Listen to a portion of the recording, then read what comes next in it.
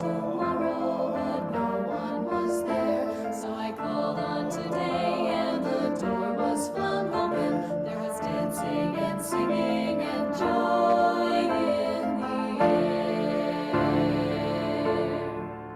So I called on today. I called on today.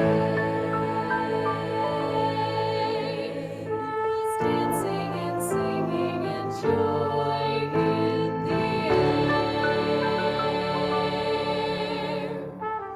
Yesterday she is my counsel and teacher. My friend tomorrow says do not delay.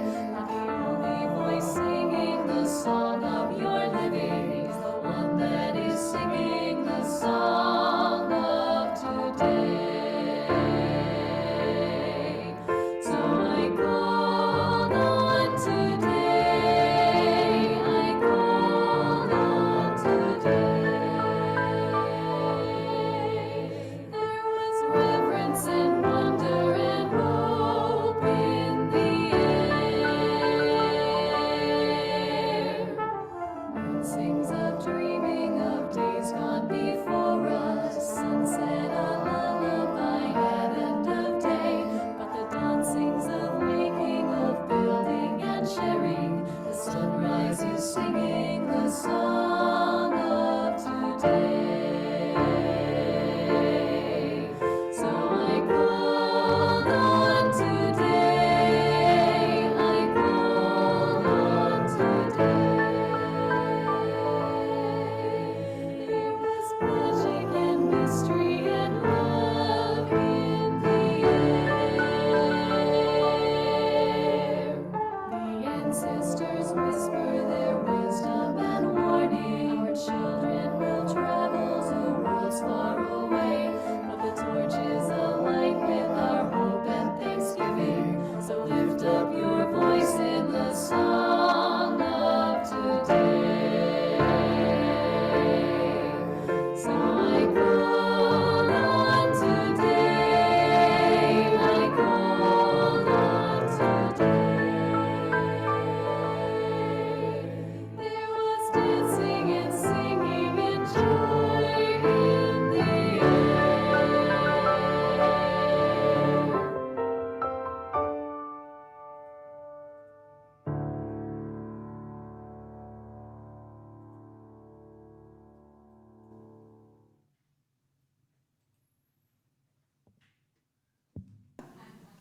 My name is Cate Howell, and I'm today's service associate.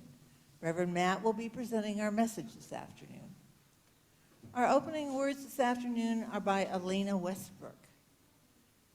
In a world ravaged by violence, by hatred, by conflicts that seem eternal and insoluble, sometimes the only thing we can do is be still for a moment, to remind ourselves what is real, the sun that rose this morning, the dirt under our feet, the air whispering in and out of our lungs.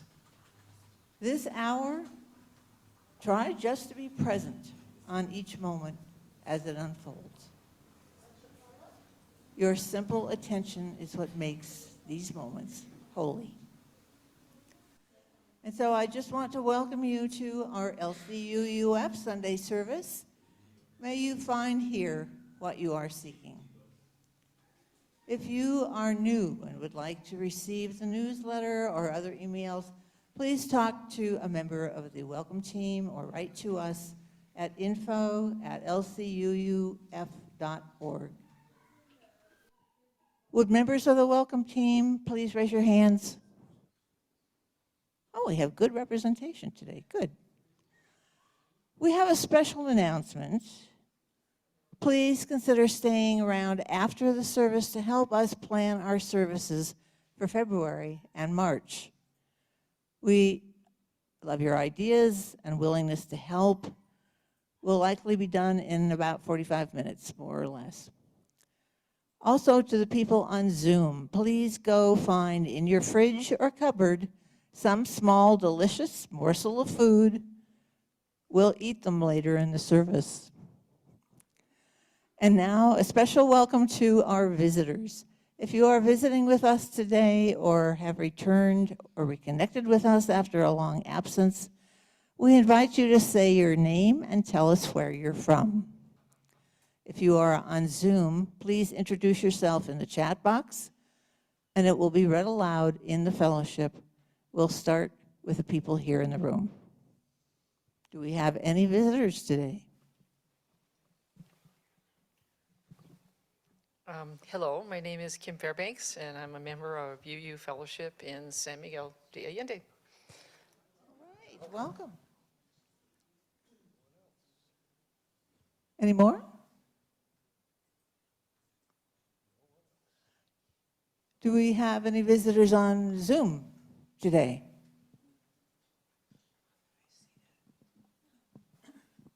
No.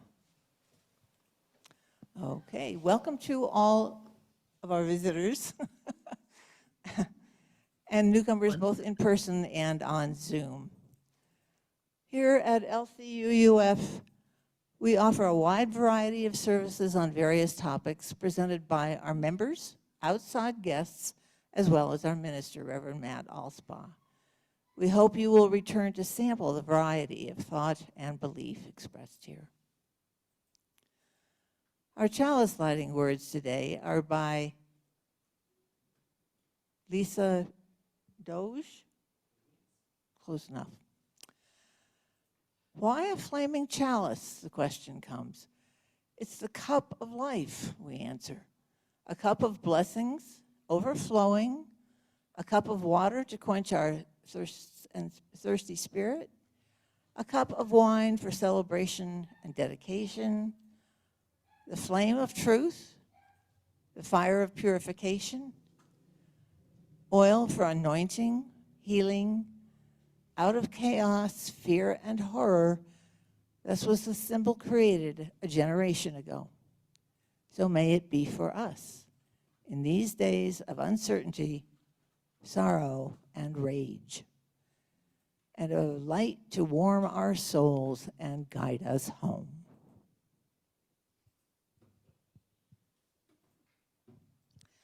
Now, having lit our chalice, let us sing these words together. We kindle this light in celebration for the life that we share. And every single one of you sounded as hoarse and froggy as I do today. No kudos for that. This is the time in our service when we can briefly share our joys, our sorrows, our concerns, and our milestones, because there is power in the sharing as we hold each other in community. We'll start with the folks here in the room to give those on Zoom time to type in joys and sorrows into the chat box to be read out loud by Adele. As the mic is passed along, please share your sorrows and or your joys, whatever you may be celebrating, whatever evokes a feeling of joy or peace for yourself or others. Are there any joys or sorrows that people would like to share here today?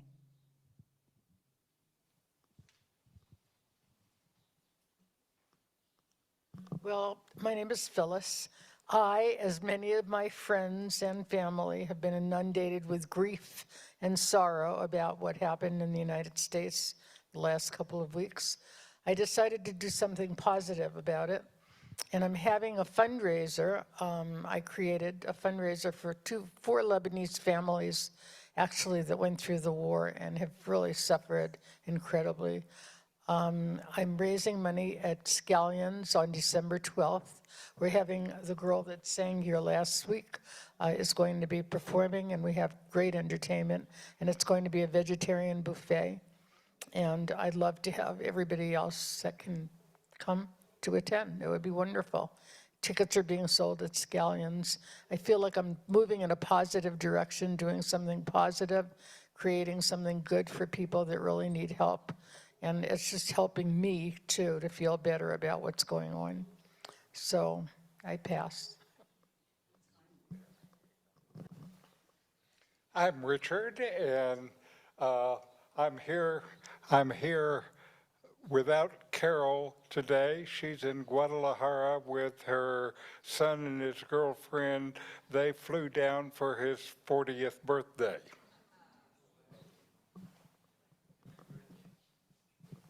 Then Carol's not really 45 anymore. Hi, I'm Annie, and the reason this is kind of a weird joy. I'm delighted that we're going to have singers, song leaders, so that we can stop just humming and hemming and not doing anything. And I noticed in the announcements that it said that the song leaders would be standing up front, but actually they're going to be all spread around, infiltrating, so that we can all have a dose of courage. My name is Lynn, and I just like good wishes to go to my daughter Valerie. She's 42 and she has lupus, but she was just diagnosed with stenosis, spinal stenosis, which is incurable, and she's going to have an operation. And anyhow, we're very sad for her. I'm Larry, and Dee Dee and I are going to North Carolina this week to visit my 18-month-old granddaughter.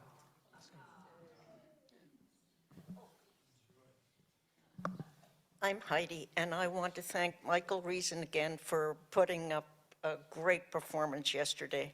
All those musicians were absolutely delightful, and the young puppeteers that he engaged from the International School were just delightful. So I applaud him for being so inclusive.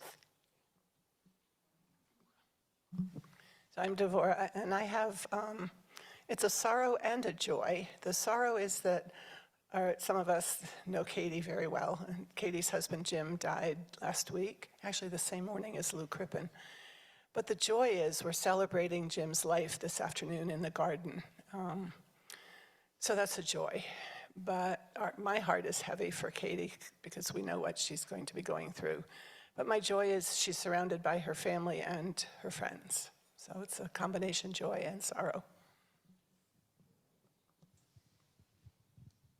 Any others here in the room? Are there any joys and sorrows that were shared on Zoom this afternoon? Yes. We have one from Colleen Berry. A joy. I am grateful that some of my relatives from Iowa came to visit me this weekend. They brought with them frozen Iowa sweet corn, homemade applesauce, and my favorite Sturzing potato chips. More than those things, I loved being able to hug them and laugh and enjoy each other's company. And this one, is that for Roy? David and I leave for Europe on Thursday and will be gone all of December. It will be cold, but looking forward to it.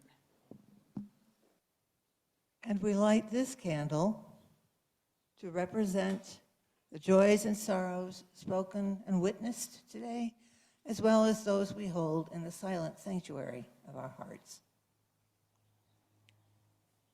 Let us share a moment of silence.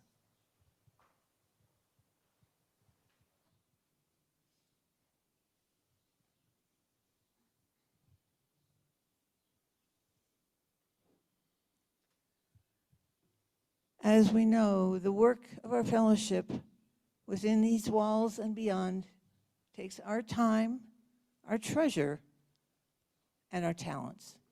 Now is the time in our service for our offering. As we pass the baskets, if you are new here today or if you are struggling to hold things together, please let the basket pass you by. Your presence is not more than enough for us and is a gift to us. Please know that we give all of the money collected at a service to an organization providing services to our lakeside community. For December, we will be donating to the basket to Poco a Poco San Pedro, Itzican. The description is on the monitor. May this offering sustain and grow the life and work of the congregation. May we give in love and in hope for a better world. Our opening hymn is Just as Long as I Have Breath. Please rise in body or in spirit and join us in singing.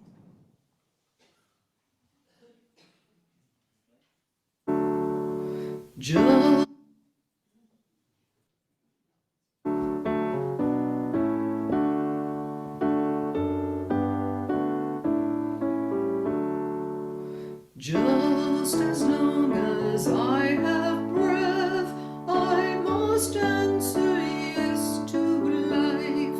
Though with pain I make my way, still with hope I meet each day. If they ask what I did well, tell them I said yes to life. Just as long as vision lasts, I must answer yes to truth. In my dream and in my dark, always that elusive spark. If they ask what I did well, tell them I said yes to truth.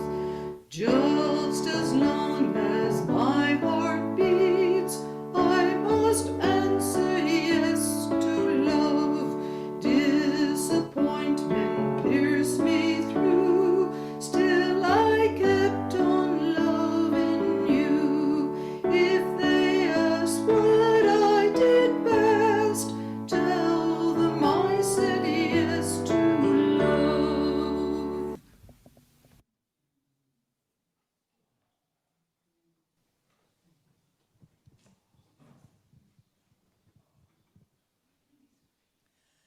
Today's first reading is Dear You by Karen Patel. Dear you, you who always have so many things to do, so many places to be, your mind spinning like fast blades at high speed, each moment always a blur because you're never still. I know you're tired. I also know it's not your fault. The constant train buzz is like a swarm of bees Shit in the picture. threatening to sing if you close your eyes. You've forgotten something again.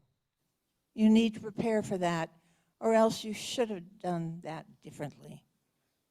What if you closed your eyes? Would the world fall apart without you? Or would your mind become the open sky, flock of thoughts flying across the sunrise as you just watched and smiled? Our sermon today, Matt will be presenting Coming into the Present Moment.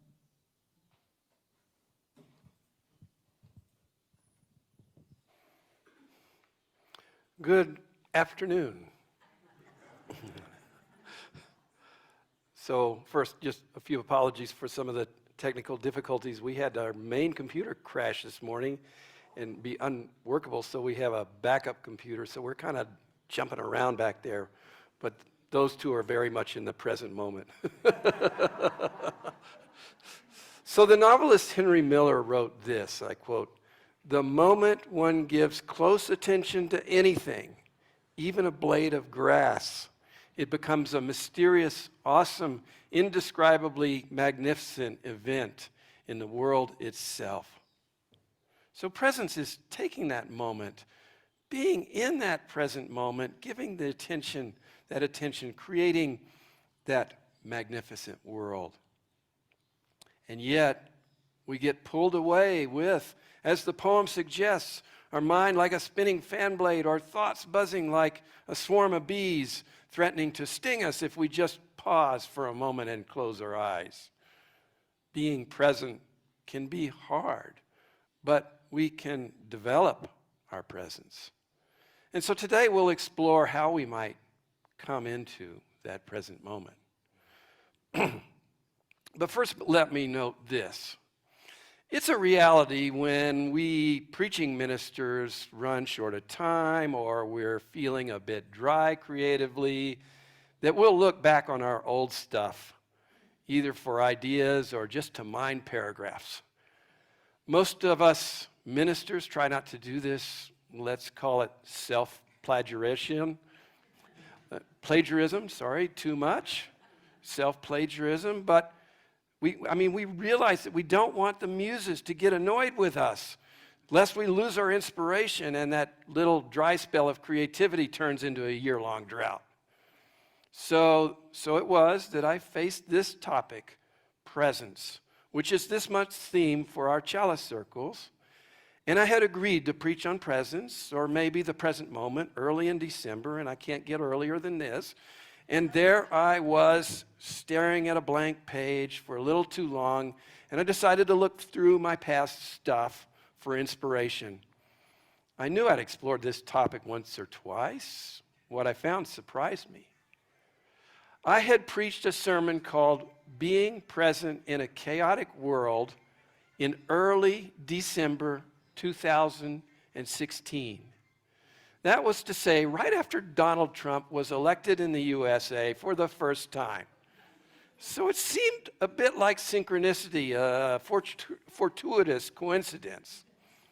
I had also returned to that topic, leading a service also called Being Present in a Chaotic World here at LCUUF in April 2000, right after the pandemic began and we were all on Zoom in lockdown. You guys remember that, I'm sure. So I'm now returning to that topic, that broad theme, but reworking it, because that was then and this is now, and that was there and this is here.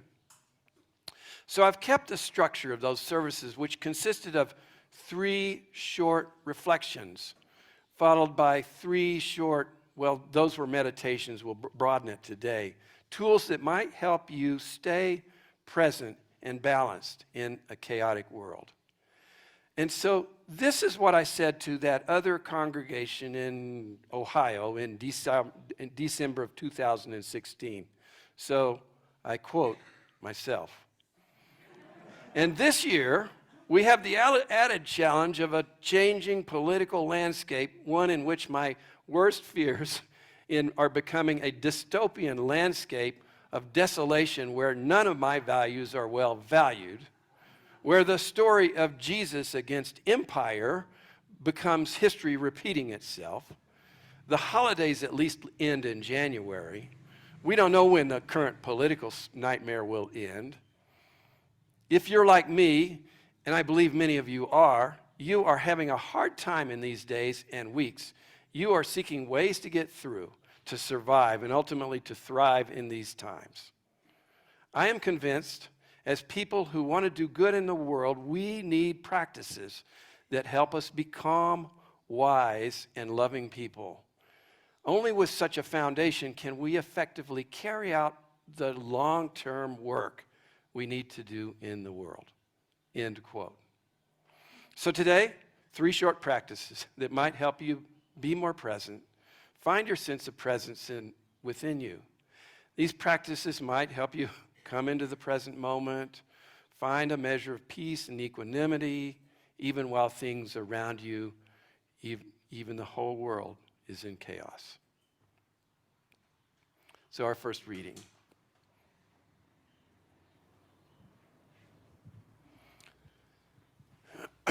Our first reading is Tasting Mindfulness by Joel Kabat-Zinn.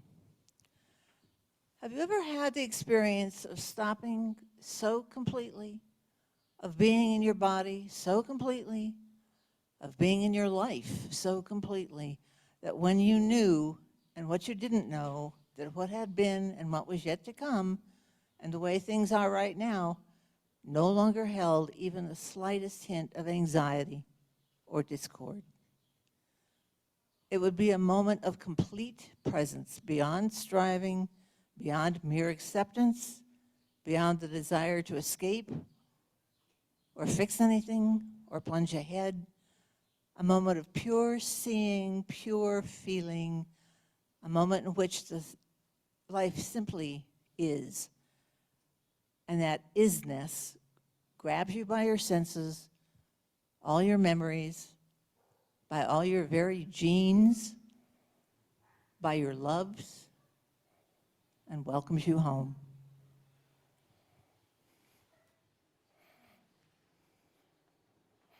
So one of the people that had significant role in introducing mindfulness to the West was Jon Kabat-Zinn, who created the mindfulness-based stress reduction program. The MBSR program was an 8-week course to be used in medical and clinical settings. So even though Zinn had trained in Buddhist practice, he created a mindfulness program that was disconnected from Buddhism, but based on science.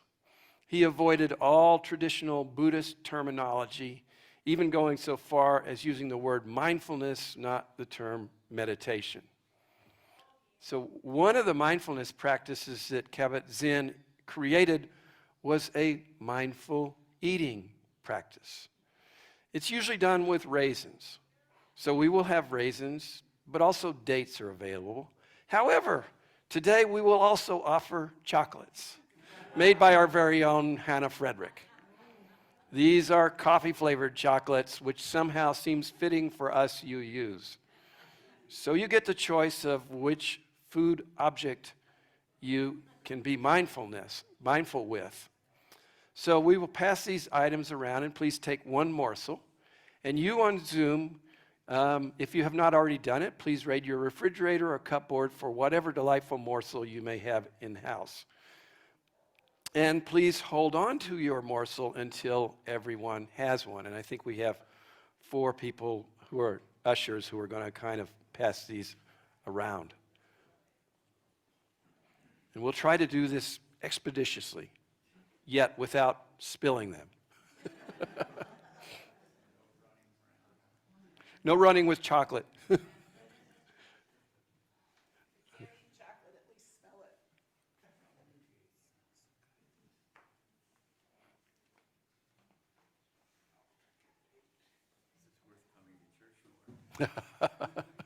Worth coming to church for, right?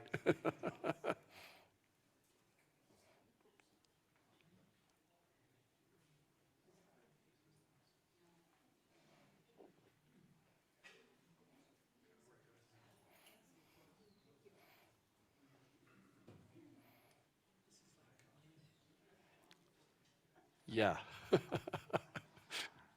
As somebody said to me earlier, it's a lot nicer than the crackers, the bread that we were serving.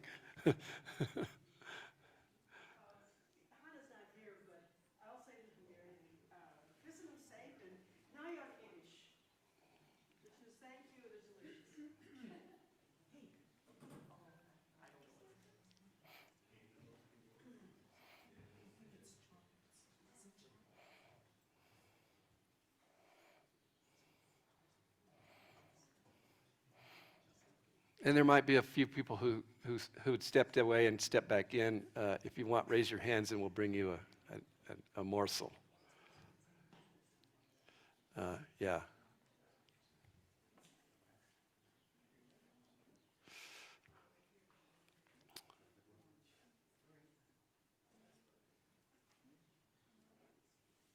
And so now, I invite you to place that morsel in your hand. Let me actually grab one for myself, and Cate too. Place that in your hand, and imagine that you have just come to Earth from a distant planet that has no such food. And so now, with this food in your hand, you can begin to explore it with your senses. Focus on this object as if you have never seen anything like it before. Focus on seeing this object, scanning it, exploring every part of it, exploring the nature of the shape, the smooth parts and the rough parts. Turn it around in your finger and notice any kind of reflections, shadows, darknesses, lightness, how the surface works with the light.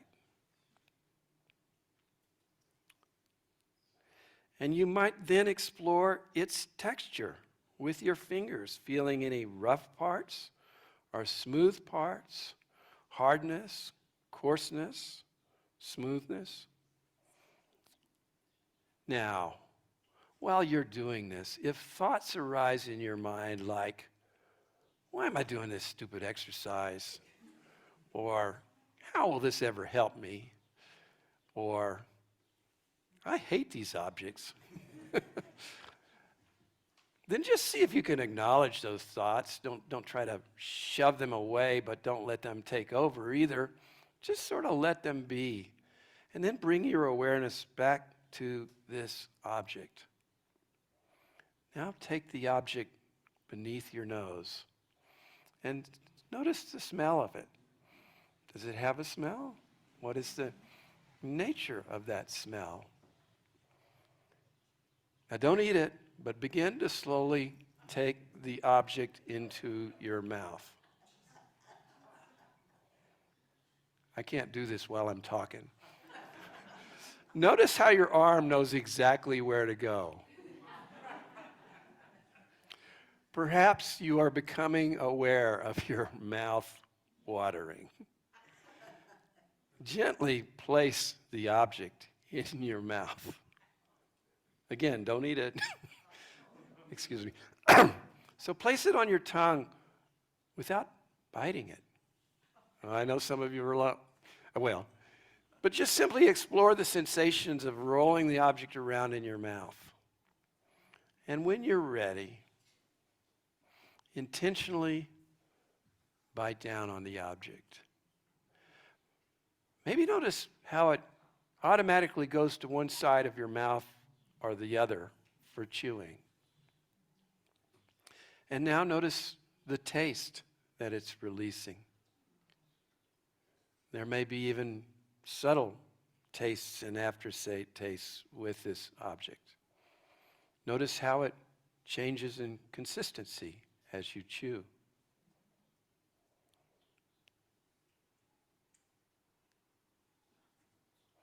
And when you feel ready to swallow, consciously notice your intention to swallow. Then see if you can notice the sensations of swallowing, sensing it moving down your throat, even into your esophagus and on its way to your stomach. Take a moment to congratulate yourself for taking the time to experience conscious eating. So the message of this exercise is that you can do anything, even something as simple as eating a piece of chocolate or a date or a raisin with mindful presence. Now I'm going to let Cate read the next reading while I practice.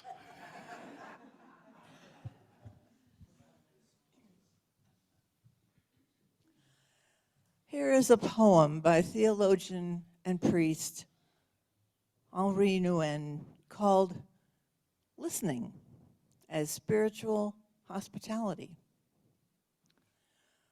To listen is very hard because it asks of us so much interior stability that we no longer need to prove ourselves by speeches, arguments, statements, or declarations. True listeners no longer have an inner need to make their presence known. They are free to receive, to welcome, to accept. Listening is much more than allowing another to talk while waiting for a chance to respond. Listening is paying full attention to others and welcoming them into our very beings.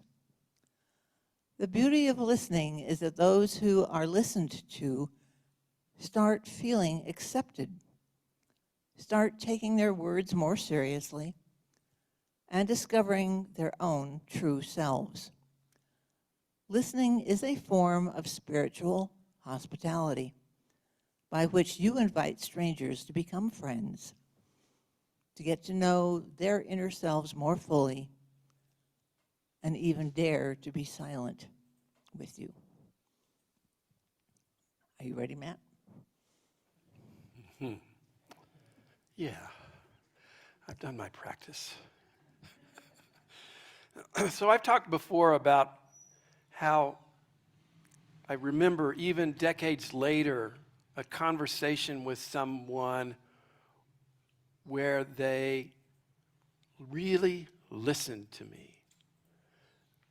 I mean, that seems to happen so rarely, this pure, intense listening witness, that it is worth remembering. Teacher Parker Palmer wrote, "The human soul doesn't want to be advised or fixed or saved. It simply wants to be witnessed, to be seen, heard, and companioned exactly as it is." So being a witnessing presence, simply listening fully and completely, can be a gift that we can offer others. We can practice being a listening presence. Before I moved to Mexico, I was involved in a program called Interplay, which is a combination of improv and body awareness. One of the exercises that we'd sometimes do is the one we're going to do right now. Well, the Interplay folks use this exercise as a way to get comfortable with improvising. We're going to use it more as a means to develop the idea of a listening presence. And let me reassure you, we're not doing like improv theater here. It's just a little tiny, simple exercise. So the way this works is I would like for you to pair up with somebody who's very close by, maybe sitting next to you. Pairs of two. Sometimes there may be three people, and that's okay. It doesn't matter whether you're with a partner or somebody else. Just pair up. This is pretty lightweight. We're not going to do anything heavy duty, so don't worry about that. For the folks on Zoom, we're going to use breakout rooms, and you may have already been tossed into a breakout. No, not yet. We're going to use breakout rooms to put you with 2 or 3 people, but you'll still be able to hear me. And so I think we're going to open those rooms right now. So the first part, the hardest part, get paired up, and one of you decide who is going to be person A and who is going to be person B. And then if there's 3 people, the other one's going to be person C. So, go. Figure it out. Pair up.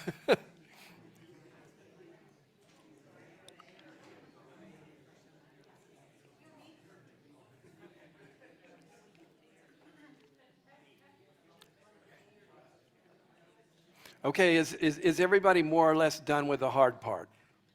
Anybody that's not figured that out, hold your hand up. And on Zoom, maybe they can use the raise hand or something and let us know.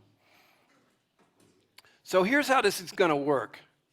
Each of you, the A and the B, will have a chance to talk for just 30 seconds. And what you're going to talk about is really simple. You're just going to talk about how your morning went in as much detail as you'd like. Waking up, breakfast, morning activities, coming here to the fellowship, etc. Easy, right? I hope so, if you remember.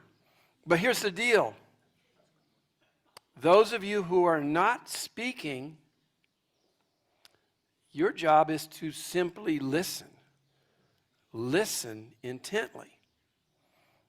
And by the way, person C, you're going to end up getting a chance to do this twice, this listening part, which is the big win. So you're the lucky one. But listen intently. Don't think about what you want to say when it's your turn. And don't think about what I wish I had said before when it was my turn and I didn't say it. just listen. Try not to judge. Try not to think why this person did that this morning. Just listen with curiosity. And if advice bubbles pop up in your mind, just let them float away. Try to listen as intently as possible. And I think there's a singing bowl around here somewhere that I'll use to start us. And we'll make sure that the folks on Zoom don't hear us jibber-jabbering here, so they can have their conversation for just 30 seconds. And actually, since I can't see the second hand, I'm going to have to pull out my phone and use it as a timer.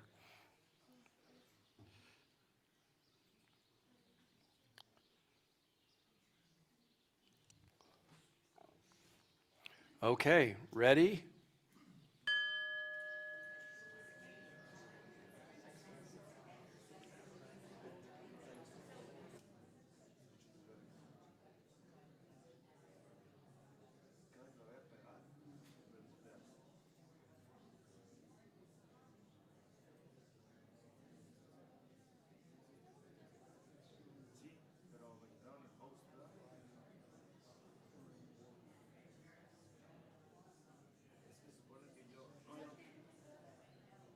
A, and perhaps person C, please listen intently, following those same guidelines. So here we go.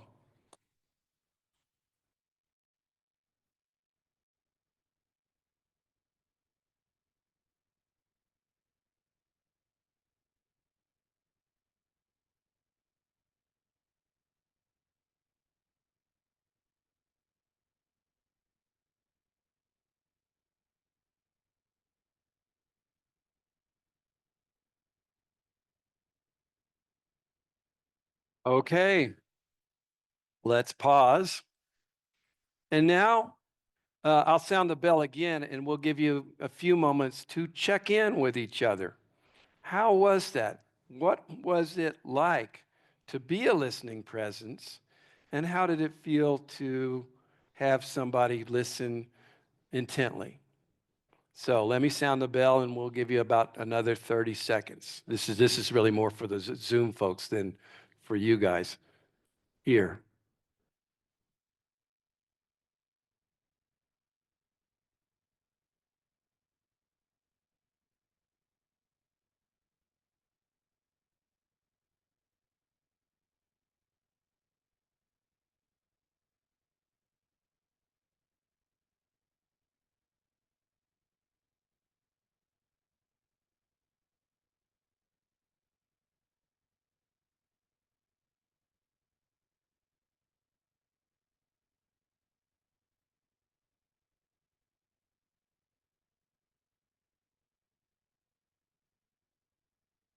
And so thank you.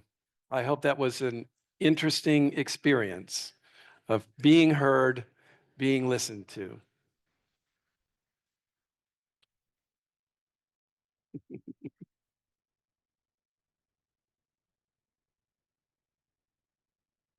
Next, we have a reading by spiritual writer Mark Nepo called Stopping the Noise, adapted. Often we're cast about by the noise of the world and the noise in our heads. Often we're mesmerized by the stunning cacophony that masks itself as excitement. I know there's much to be gained for being in the world. We can't make sense of it until we stop the noise, until we go below the noise, until we go below the habit of our own thoughts. But it's impossible to be still and quiet all the time. As a whale or dolphin must break surface only to dive back down, only to break surface again, each of us must break surface into the noise of the world only to rest our way back into the depths of stillness, where we can know ourselves and life more deeply until we have to break surface again. No one is ever alone with this crossover between noise and stillness. It can only be put in perspective, quieted until we can hear the more ancient voices that give us life.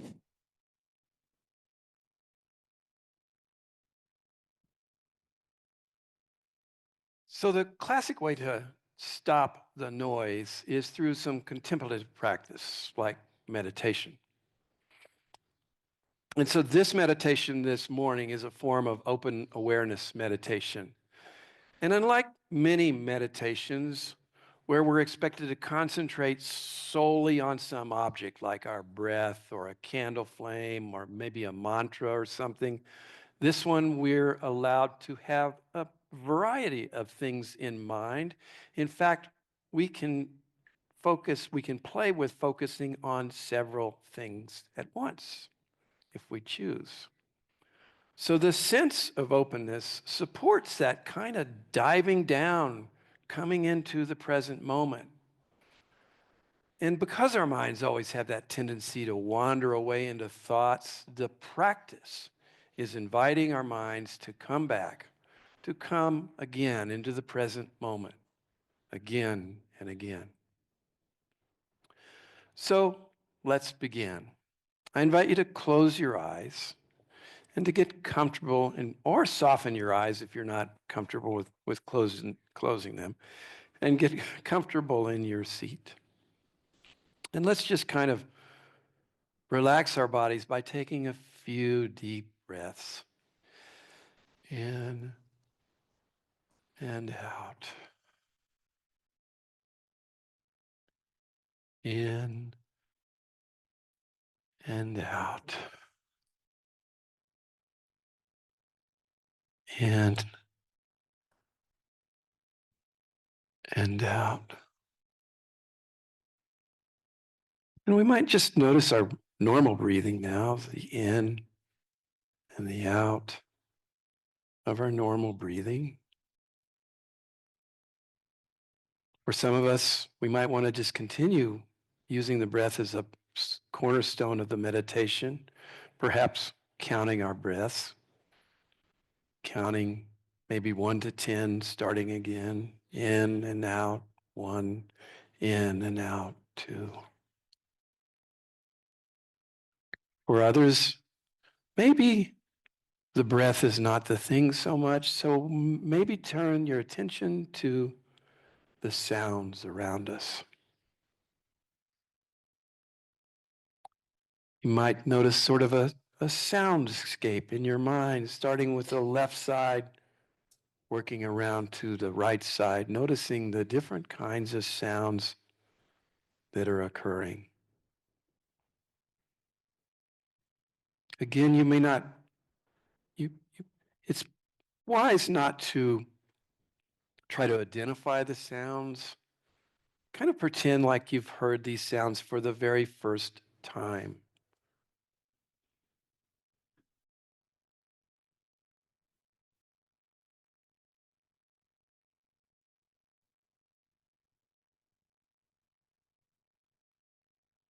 And now, while keeping the sound background in mind or our breathing, let's add something. Let's not shift our attention so much as adding something. And let's add our sense of body sensations, the sense of us sitting on a chair or maybe laying down if you're at home on Zoom, whatever. Just notice that sensation of pressure on our body, any other sensations in our body, maybe the clothes touching our skin, maybe even if we have a little ache or itch, just noticing that, again, with not too much judgment or valence. Just kind of combine that with the sounds or the breath, this noticing the body sensation.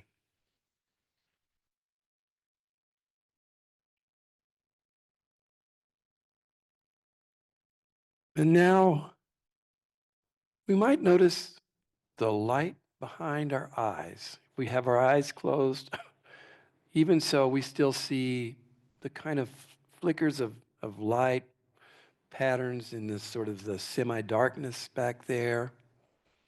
Just notice that as well.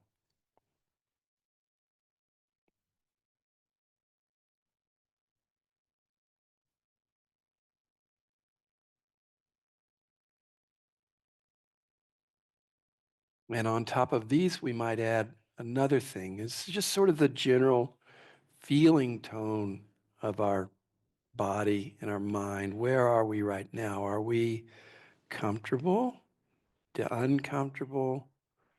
Are we feeling positive emotions, happiness, and so on?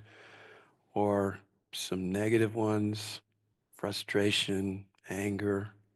Just notice those as well.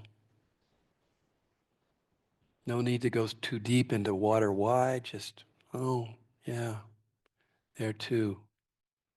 Along with the back of my eyes and the pressure on this chair and the breathing and the sounds around us.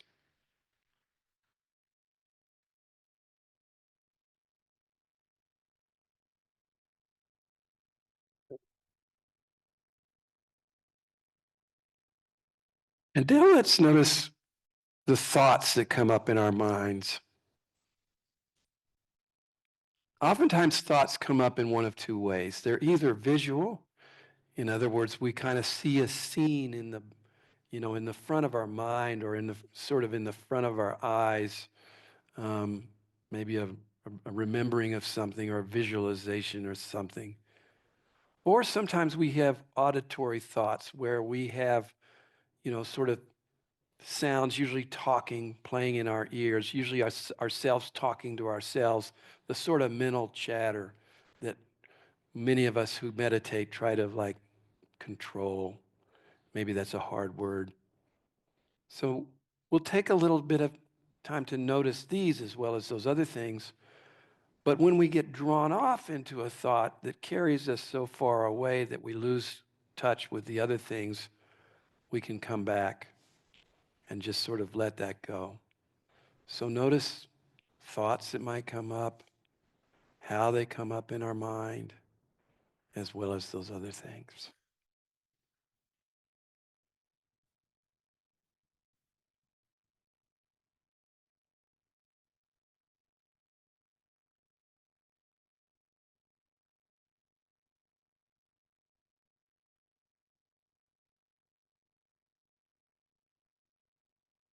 And now let's add something that can be kind of interesting and something worth exploring on our own as we get maybe more advanced into this kind of meditation. And that is just a sense of spaciousness around us. I mean, we are in this room or a room, and we can kind of have a sense of the presence of things around us, even though we're not seeing them right now. And plus, we can begin to let go of the sense. Let's go, for example, to the sounds. The sense that the sounds are outside of us. We can imagine that they are happening inside our head, that they are within the space of our skull, as if we were listening to them on headphones or something. And in terms of that body contact, we can let go of this sort of rather artificially created idea of the shape of our body and just, rather than naming where we're feeling the sensation, just sort of noticing that the sensation is in this rough area and letting go of the idea that our body has a shape, so that ultimately we kind of let go of even the division between the inside that is us and the outside that is the world. Those two dual things, and we can begin to approach a kind of non-duality that many folks like to strive for in meditation. So this can be a first step in that. letting go of the body outline.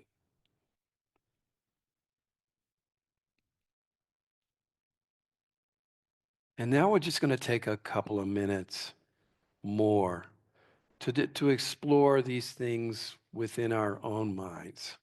You might bring one of these ideas to the forefront and move around in there as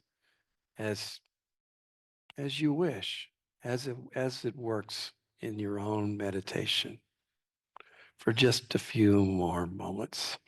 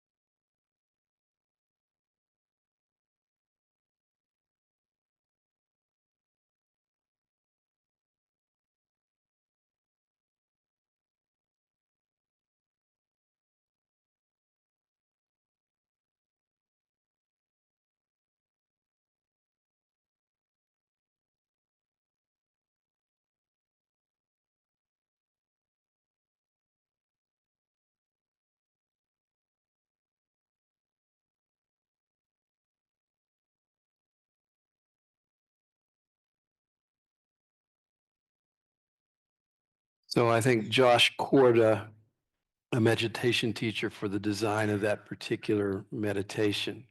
And I hope you found this open awareness practice interesting, maybe something personally useful. It's just one of the many styles of meditation that exist, and meditation is just one form of contemplative practice. And I encourage you to try many practices and find those practices that work for you. So today's service was less about receiving some message and more about having some experiences.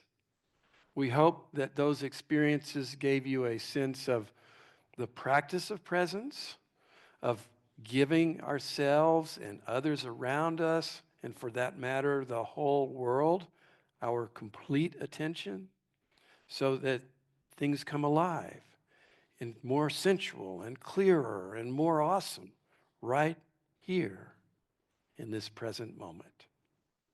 May it be so. Our closing hymn is Spirit of Life. Please rise in body or in spirit and join us in singing.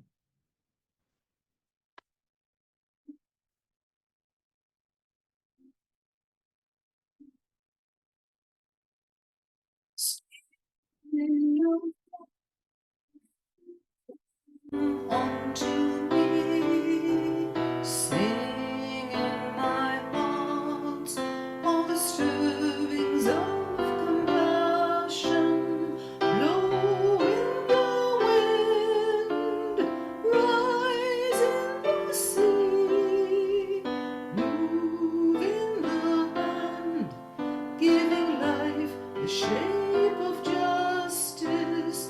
Roots hold me close, wings set me free. Spirit of life, come to me, come to me.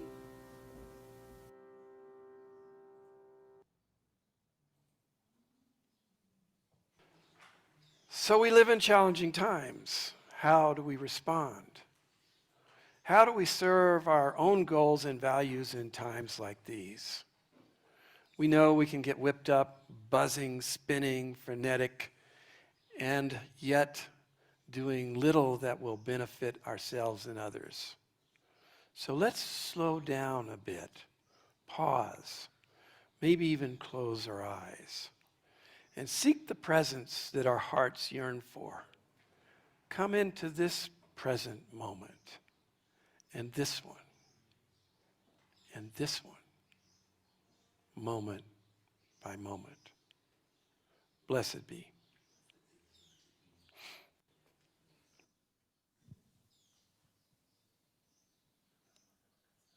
Let us extinguish our chalices with these words, which we read together.